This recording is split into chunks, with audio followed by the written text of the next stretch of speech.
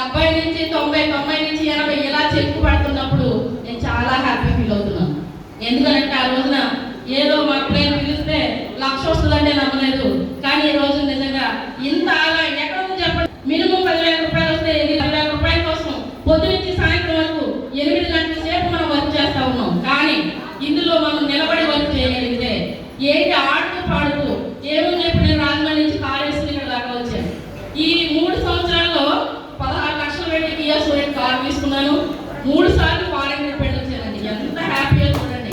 నిజానికి వేళ మనం 10,000 రూపాయల కోసం ఖర్చు పెడతా ఉన్నాం అనుకోండి, మన పిల్లలు బట్టలు కుట్టించాలి, పండగ